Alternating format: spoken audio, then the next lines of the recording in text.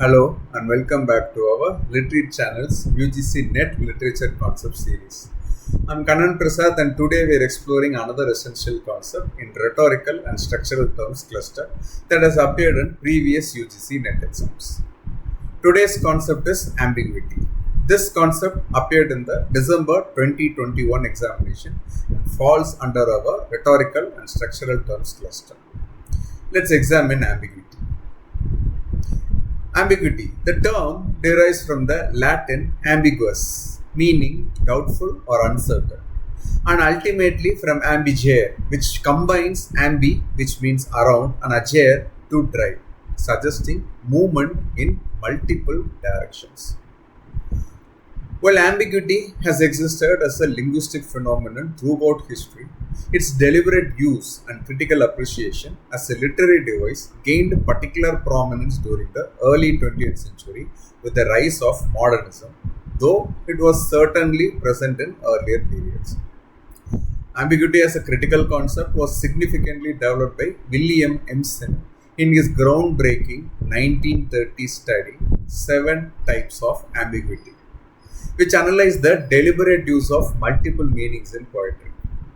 However, ambiguity as a creative technique appears throughout literary history, from ancient religious texts and Shakespeare's works to romantic poetry and contemporary literature. Simply put, ambiguity in literature is the quality of being open to multiple interpretations where words, phrases, or situations can be understood in more than one way.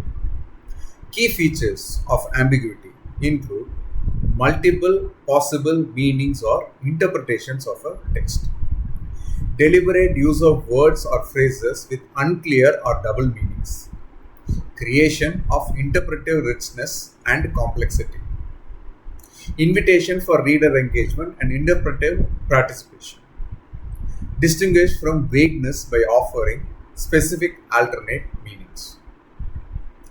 For UGC NET, remember that in the December 2021 paper, ambiguity was correctly identified as allowing multiple interpretations and being especially common in modernist texts.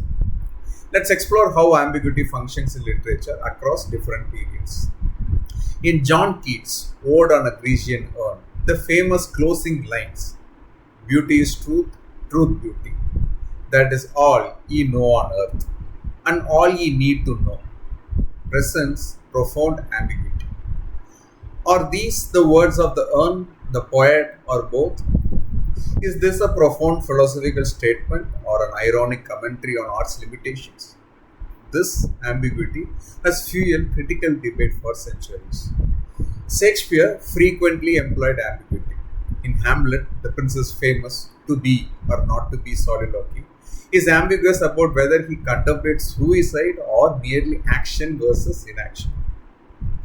The play's ending line, "the rest is silence," can be interpreted as referring to death, to what remains unsaid, or to the playwright's withdrawal from the stage. Henry James's The Turn of the Screw presents classic narrative ambiguity. Are the ghosts real, or are they manifestations of the governess's psychological state? James carefully constructs the text to support both supernatural and psychological interpretations. Modernist writers embraced ambiguity as a central technique. T.S. Eliot's The Wasteland is deliberately fragmented and polyvalent, while James Joyce's Finnegan's Wake takes linguistic ambiguity to its extreme with puns, portmanteau words, and multiple language systems, creating endless interpretive possibilities.